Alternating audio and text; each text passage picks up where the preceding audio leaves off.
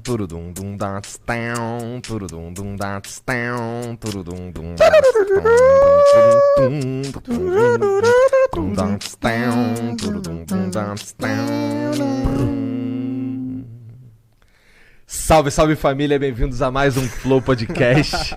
Eu sou o Igor, aqui do meu lado tem o Monarcão. E aí, galera? Legal, Rafa. Ouvindo isso de você, realmente é muito legal de ouvir. Me conta, Andressa, nós vamos do começo, tá? Tem muita coisa que você já falou. Provavelmente a gente vai repetir muito assunto que você em algum momento já disse, mas eu falei, quer saber de uma coisa? Eu quero conhecer do zero. Quem é a Andressa? Da onde você saiu? Quem é a Andressa com 8 anos de idade? Nossa, 8 anos de idade... Eu recém tinha saído de um abuso sexual, porque minha mãe me deu quando criança. Eu vim da cidade de Ijuí, interior do Rio Grande do Sul. Meu pai é descendente de alemão, olho claro, e eu nasci muito escurinha. Aí quando eu nasci, meu pai disse que eu não era filha dele. Minha mãe tinha 14 anos de idade, uma criança, não tinha condições financeiras de me criar e me deu para uma família. A família que era para me cuidar, o homem bonzinho, aos olhos de todos, era o que me abusava dos 2 aos 8. As minhas memórias são entre 6 e 8 anos, então alguns flashes mais pequenininha. Nesse período, eu sofria muito já, porque quando a gente é abusada, a gente não está entendendo o que está acontecendo, até porque existiam ameaças da parte dele na época, se eu contasse para alguém. Fui contar para minha mãe só aos 21 anos, em uma crise onde eu culpei ela. Então, tinha muita mágoa da minha mãe, muita mágoa do meu pai. Aos 8 anos, a minha mãe de criação viu esse homem me abusando. E eu amava muito ela, era uma professora de português lá em Juí. E ela cuidava com muito amor de mim, sabe? Eu via nela uma mãe. Só que ela não poderia continuar me mantendo lá por causa dos abusos dele. Porque ela viu e me devolveu para minha mãe, só que não contou nada para ela.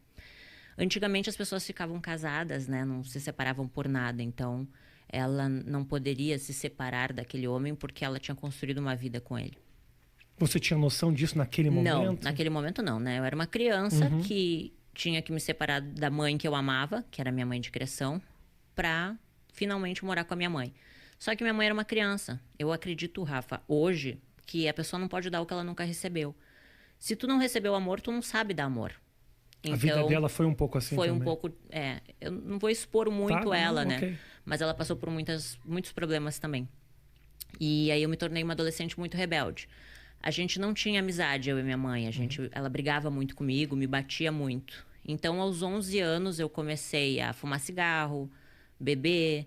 Colocava piercing para chamar atenção. Até eu tenho a sobrancelha rasgada aqui, porque eu mesma furei a minha própria sobrancelha na frente do espelho. Botei um brinco gigante, porque eu já queria chamar atenção. Na verdade, eu queria ser amada, né? Eu buscava a atenção das pessoas, né? Aceita. Então, com 11 anos, eu sofria isso, sabe? E eu era muito magrinha. Então, eu via as meninas gostosonas, assim, tipo... Nossa, os meninos querem ficar com elas. E ninguém queria ficar comigo. E aí, eu colocava meia dentro do sutiã para ter, sabe, peitos... E passei por vários problemas naquela época de depressão, só que eu não entendia, porque naquela época a gente não conseguia conversar com ninguém, não tinha internet como é hoje. Então, nas minhas agendas eu falava que eu queria morrer, que eu queria matar todo mundo. E... Só desculpa te interromper, mas o abuso acabou da onde, assim? Só quando a minha mãe de criação viu ele me abusando sexualmente. Então, teve um confronto. Isso, aí ela me deu pra minha mãe. Tá, e aí momento. Minha mãe morava em Porto Alegre. Então, eu saí de Juí pra Porto Alegre pra morar com a minha mãe. Minha mãe, uma criança, né? Imagina, ela me ganhou com 14 anos. Minha mãe tinha que trabalhar muito, de manhã e de tarde, chegava muito de noite. Então, a minha vida era comer miojo e salsicha.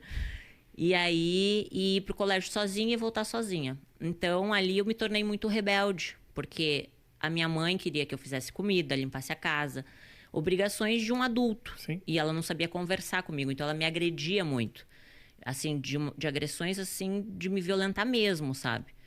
Com palavras também, palavras que me machucavam. Então, eu nutria muito ódio dentro de mim. Com 13 anos, eu comecei a fumar maconha. Com 14 anos, eu fugi de casa. Vendi todas as minhas fitas de videogame para poder fugir de casa. E peguei todos os ursos e fugi com os ursos. Aí fui para uma vila lá em Porto Alegre. E a minha mãe me achou com a polícia. Daí, quando a minha mãe me achou, ela me disse, agora tu vai morar com teu pai. E eu não conhecia direito meu pai. Mas foi bom, foi um período muito bom. Meu pai é uma pessoa incrível. Aí eu consegui conhecer ele de verdade, né? E acabei tendo minha primeira relação sexual com meu meio-irmão. Porque pra mim eu não conhecia ele. Ele era filho do meu pai, um menino bonito da minha idade. A gente começou a ir pros bailes junto, bebi e acabou rolando. 13 anos, mais ou menos? 14 anos. Só que assim, até então, eu nem entendia direito o que era irmão. Sabe quando a vida vai acontecendo? Você é uma criança, você não tem um pai e uma mãe pra te orientar em nada. E você aprende pelas situações que te colocam. E nem valores, princípios, não existia um direcionamento. Nunca, tipo, alguém disse assim, olha, vai estudar, vai fazer uma faculdade, sabe? Não existiam esses valores. E aí, com 14 para 15, aconteceu isso. Aí, na festa de 15 anos, a minha mãe foi lá e disse, filha, eu te amo, volta para casa. E eu amava a minha mãe, por mais que ela me batesse, ela era minha mãe, né? Claro, óbvio. E aí, quando eu fui morar com a minha mãe de volta, eu tava no colégio. Um lencinho pra mim aí, ô Matheus. Aí eu tava no colégio e conheci o pai do meu filho. Uhum. E aí na família dele eu vi a família que eu não tinha. Aquela estrutura familiar de churrasco final de semana, sabe? Os filhos debaixo da asa da mamãe. Minha sogra muito carinhosa comigo. Então eu me apaixonei pela família dele. E eu era uma criança, eu tinha 15 anos. Aí o meu ex-marido, na época, tinha 16, uma criança também. Sim. Mas a gente, nessa idade, a gente acha que a gente é adulto. Aí a gente queria ter um filho. Então, imagino também que a sua vontade de amadurecer era para escapar de muita coisa que da infância não tinha sido das melhores. E a minha mãe me batia até no rosto. Imagina eu aos 15 anos apanhando no rosto, sabe? Era uma forma de fuga. O casamento foi uma fuga. E aí eu me casei achando assim, bom, agora eu vou ter minha casa, vou ter minha família, né? Vou ter o meu filho, vai ser para sempre. Só que quando eu me casei, eu era uma criança.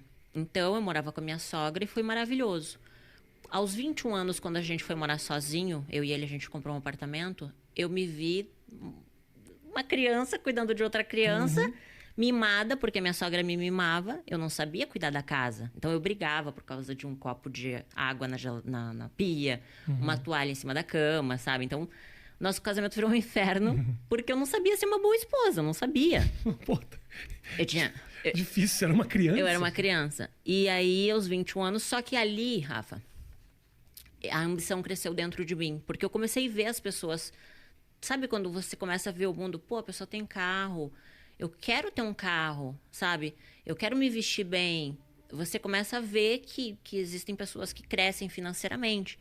Então, eu era coordenadora de RH de uma empresa de marketing promocional em Porto Alegre. Eu comecei como demonstradora no supermercado.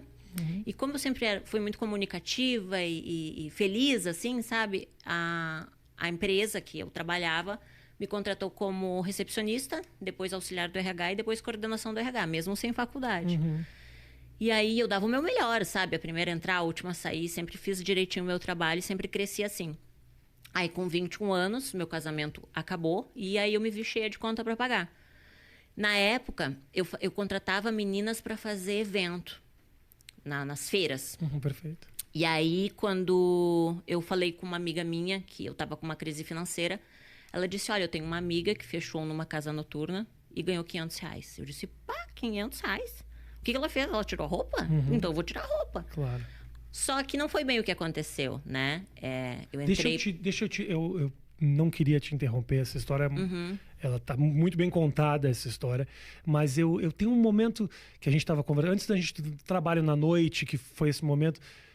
Teve um momento aqui que a gente estava conversando que você se emocionou, que foi quando você falou do começo dessa relação lá atrás. Por que especificamente esse ponto é um ponto muito sensível para você? Porque, desculpa te interromper. Na verdade, assim, quando mexe muito na infância, é muito difícil, né, Rafa? Porque... Eu acho que tantos problemas no nosso futuro são evitados quando você tem uma base, entende? Só que não adianta ficar buscando culpados, porque a gente... Eu digo assim, ó, ninguém nasce mal, as pessoas se tornam más, né? Um bebezinho não nasce um bandido, ele se torna um.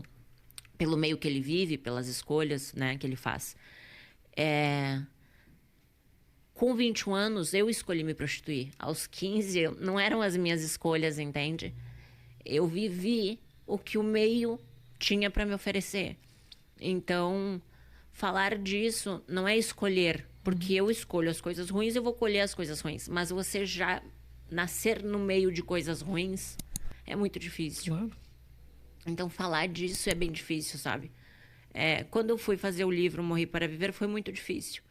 Porque foi mexer em coisas que é difícil de falar.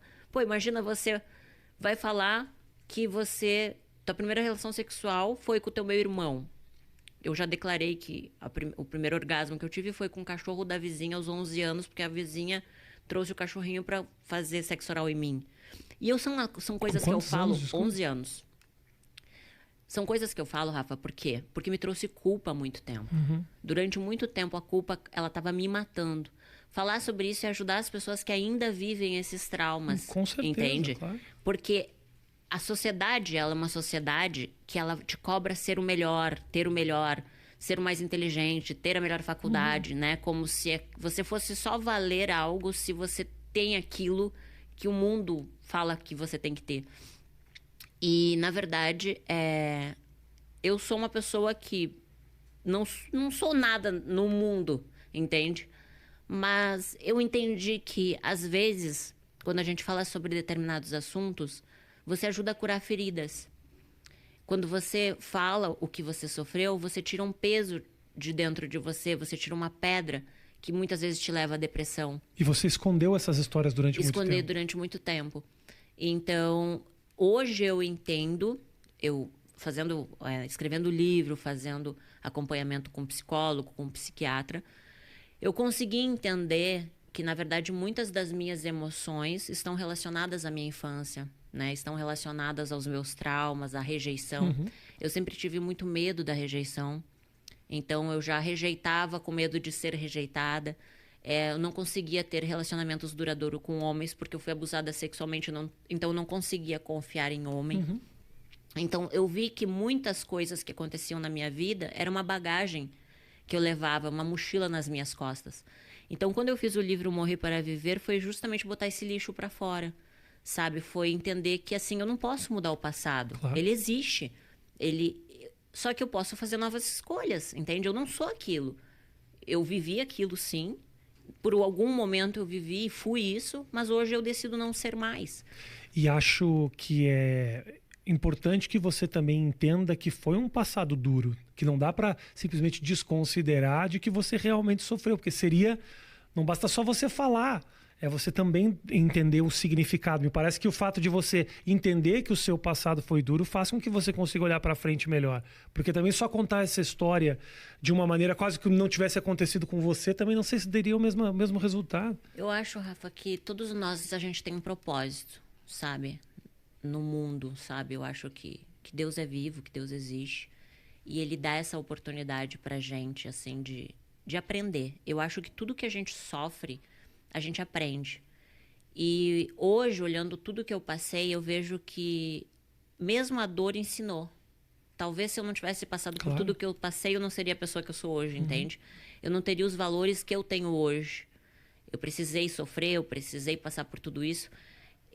Quando hoje eu converso com uma mulher que já passou abuso e ela ainda não conseguiu perdoar, eu consigo saber o que ela sentiu, entende? Não é fácil perdoar. É muito difícil. Você tem a sede de vingança. Eu costumo falar que quando a gente está com mágoa, a gente está tomando veneno esperando que a pessoa morra. Então você está criando vários tipos de doenças, tanto psicológicas quanto físicas, por alimentar esse sentimento ruim.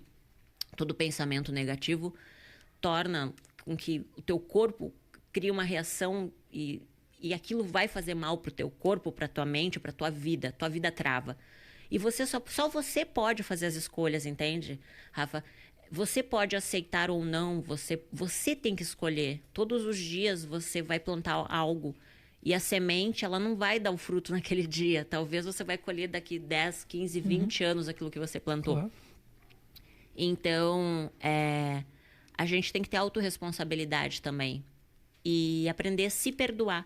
Porque a gente não é obrigado a saber se vai dar certo ou não. A gente vai ter que passar por aquilo. Às vezes a gente acerta e às vezes a gente erra. Então, A vida é um privilégio. Sim.